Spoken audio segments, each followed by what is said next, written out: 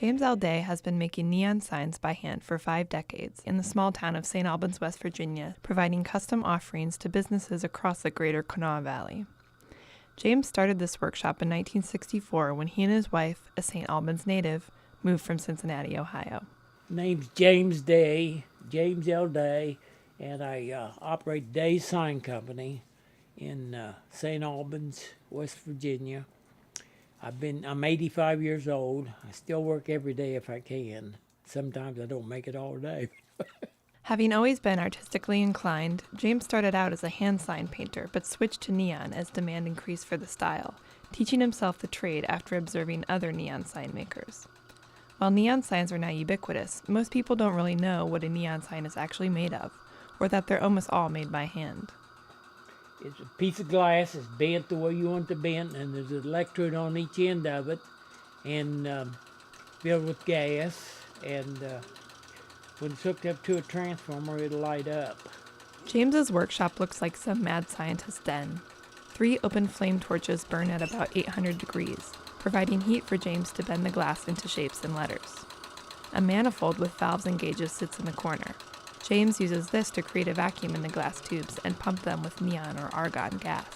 Argon, blue, and this is a neon.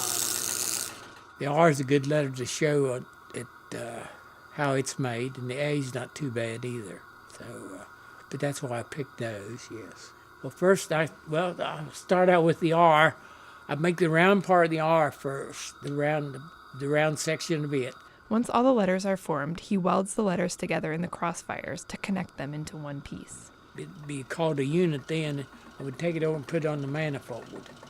Hook it up to the manifold and pump it into it with the vacuum.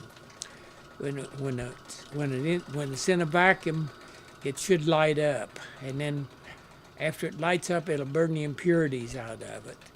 And after it cools, that means it's sterile and it's ready to gas after it cools off, yes. After bombarding the unit with gas, James hooks it up to the transformer. If there are any impurities remaining in the unit, it won't light up. The color of the sign depends on the combination of the gas and the glass. I could usually make them in a couple hours, counting them, making them, and putting them together and gas them and blacking them out. James makes the whole process look easy, but he's constantly making micro adjustments, heating the glass just enough so it will bend without breaking, making sure the letters are formed with the exact angles, and being careful not to overfill the unit with gas, all while trying to avoid injuring himself. None of them are real easy. Some of them are easier than the other ones. The straight neon, it's the easiest to make. Like if you're going to strip a building with straight neon, I can bend a lot of it. It's easy to make, yes. And but anything that's got a lot of complicated letters in it is kind of hard to work with. James is one of the few active neon sign makers in the Kanawha Valley. If you have a favorite sign in the area, you can probably bet he's made it. There's the one at the airport for Tudors and Geno's. And I also have one down, I told you, at Huntington, didn't I? Yeah, Huntington Theater, the airport down there. Susie's Hamburger here in South Charleston. He's a hunting buddy of mine. Here's one I done for my sister's niece. It was their wedding present, I believe it was. A couple of them open signs I've made, several of them. In the Auburn Theater, Sam's Hot Dogs, I've done several of them. Here's a 5-star gentleman's club that don't have a naked woman on it. And Fazios, I've done Fazios. Like the old blues trope of the musician who performs in juke joints on Saturday night and church on Sunday morning, James has made signs for both bars and churches alike. After all, neon is that beacon in the dead of night indicating life and spirit, whether liquid or holy. I've done several churches, several strip clubs.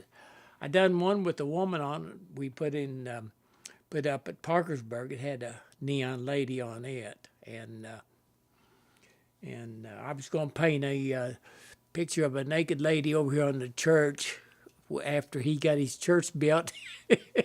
And my wife said she wanted to pose for me. I said, well, it'd be all right. But he didn't. He just laughed about it. James didn't end up making a sign of his wife, but he did make one for her, wired into the kitchen lights. It says Barb's Kitchen on it, and it's made out of pink neon, which is blue pumped with neon. It's up above the kitchen sink, yes. Mm-hmm. Through sign making, James has found a community of friends. I try to make friends wherever if I do something for somebody. I have made some friends over the years. I don't know, a lot of people I work for, I think they are my friends. They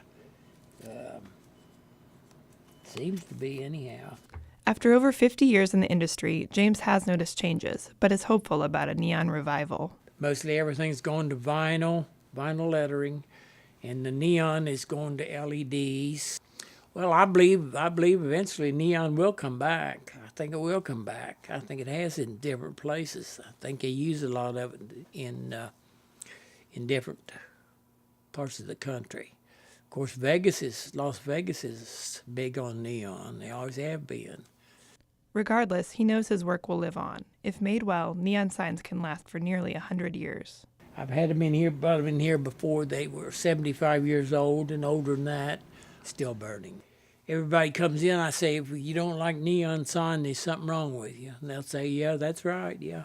Everybody likes neon. Despite the decline in demand, James is unequivocal about the universal allure of neon, no matter if you're a churchgoer, a barfly, family, or friend.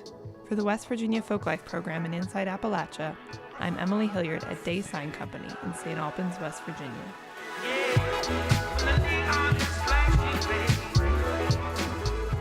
You can hear this story and more on the Inside Appalachia podcast. It's available on wvpublic.org or wherever you get your podcasts. That's Inside Appalachia. Get the podcast and you can listen on your own time.